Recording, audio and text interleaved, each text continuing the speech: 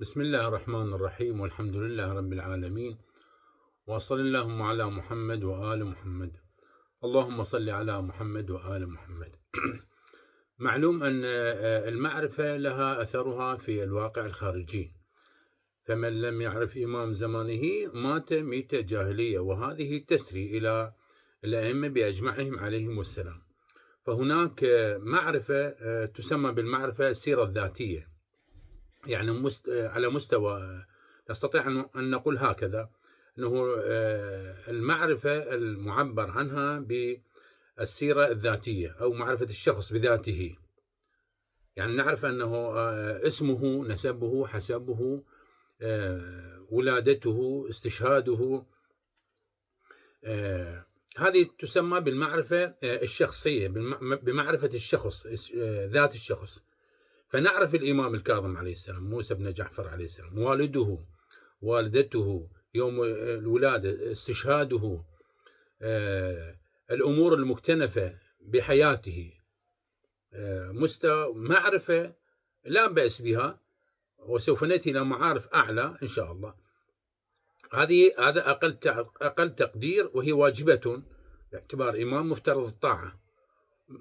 معرفة على مستوى الشخص، يعني السيرة الذاتية، ومعرفة على مستوى الشخصية، والشخصية يعني أثره في التكوين، في عالم التكوين، في عالم التشريع، في عالم الواقع، في عالم المادة، أثره في الواقع الخارجي، أثره التشريعي، أثره التكويني، أثره على الواقع، على الناس.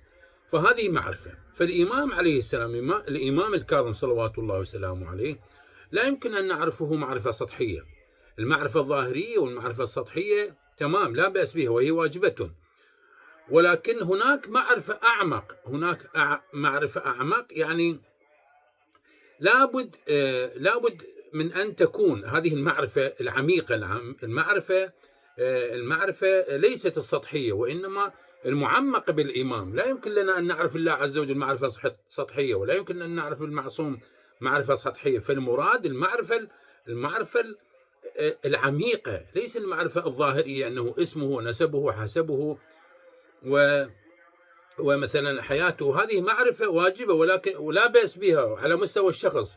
لكن الإمام يريد شباب مثقف، يريد شباب واعي، يريد ناس تفهم ما وراء السطور، وهكذا بالنسبة للرجل والمرأة. فلا يحق لنا أن الإمام الكاظم عليه السلام في السجن عند هارون اللارشيد، ونحن مثلا نزور الإمام الحسين عليه السلام. هذا أي فهم؟ هذا أي معرفة؟ هذه إمامنا مودع في السجون، في المطامير، ونحن نزور الإمام الحسين عليه السلام. أي معرفة هذه؟ الإمام الحسين عليه السلام إلى كربلاء طورد وحوصر طورد من أجل أن يقتل، من أجل قتله، حيث أمر الطاغية يزيد بقتله ولو كان معلقا بأستار الكعبة، وهو يخرج من المكة المكرمة وأنا مثلا في عرفات أدعو مثلا. هذه من المفارقات، ومرفوضة جملة وتفصيل. فعلينا أن نفهم الإمام، مراد الإمام، بعد الإمام، ماذا أراد الإمام أن يقول. قال الإمام يعني يريد الإمام، قال الإمام الكاظم عليه السلام يعني يريد الإمام الكاظم. فمثلا حينما نقرأ عن سيرة الإمام الكاظم صلوات الله وسلامه عليه، ووصيته إلى هشام، وصيته إلى هشام يعني إلي وإلك. هذه جزء من المعرفة، أهداف الإمام، أبعاد الإمام، ماذا أراد الإمام، لماذا سجن هارون اللارشيد إمامنا الكاظم عليه السلام أكثر من 15 عام؟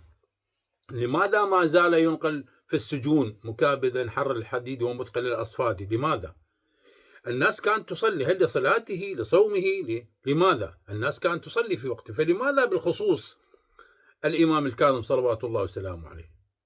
إذن هناك شيء كان يعرفه هارون اللارشيد، أن له أتباعا وله مريدين، وأن الإمام عليه السلام يريد بناء دولة إسلامية مبناة على ما أراد الشارع المقدس، على ما أراد الله تعالى. وهكذا حورب النبي صلى الله عليه وآله، وحوربت الزهراء صلوات الله وسلامه عليها، وحورب أمير المؤمنين عليه السلام لأنهم أناس يتطهرون، لأنهم أرادوا دولة إسلامية قائمة على الشرع، على القرآن الكريم وعلى السنة المطهرة الحقيقية الصحيحة. فأرادوا بناء دولة إسلامية، حكومة إسلامية مبتناة على الشرع المقدس وعلى ما أراد الله تعالى. لماذا؟ لأن الطغاة منذ زمن النبي صلى الله عليه وآله إلى أن يخرج الإمام المهدي عجل الله تعالى فرجه الشريف، إلى خروج إمامنا المهدي عجل الله تعالى فرجه الشريف، هناك طغاة، هناك ظلمة يحرفوا مسيرة الله عز وجل، يعني مسيرة القرآن، ما أراد القرآن الكريم. الآن الحدود معطلة، الآن الحدود معطلة. لماذا؟ عطلت بقتل النبي صلى الله عليه وآله وأمير المؤمنين عليه السلام والحسن والحسين، وقد عطلوا بقتلك الحدود والإسلام. الآن الإسلام يعني مقصودي حدود الإسلام غير قائمة الآن، القشور الآن ليس من الإسلام إلا الاسم، ومن الدين إلا الرسم، يعني الكتابة مجرد، وإلا حدود الدين وما شاكل ذلك غير موجودة، غير مطبقة. فأراد الإمام الكاظم عليه السلام وهارون الله رشيد يعلم ذلك، يعني يعلم واقع الحال، يعلم أن الإمام الكاظم عليه السلام يريد إقامة حكومة دينية إسلامية قائمة على القرآن الكريم وعلى السنة المحمدية الأصيلة.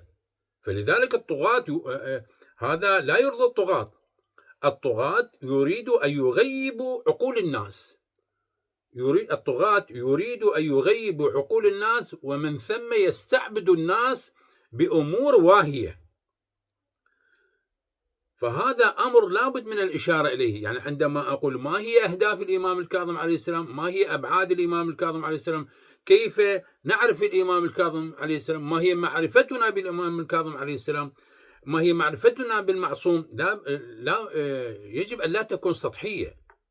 فالمعرفة هي معرفة أبعاد الإمام، وأن الإمام الكاظم عليه السلام لماذا سجن، لصلاته، لصومه، أو أمور أخرى. من جملة الأمور الأخرى أن هارون الله رشيد كان يعلم أن الإمام الكاظم عليه السلام يريد إقامة حكومة دينية إسلامية بحتة، وهذا يهدد عروش الطغاة الظلمة الطواغيت.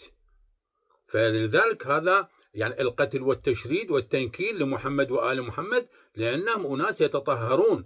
فأنا وإنت لابد أن نعرف كانت من جملة أبعاد وأهداف الإمام الكاظم عليه السلام إقامة دولة إسلامية، وهذا ليس ضد السياسة، وإنما هكذا مراد الله تعالى. هذه إجمال المعرفة بالإمام عليه السلام، ولا ينفي ما عداه.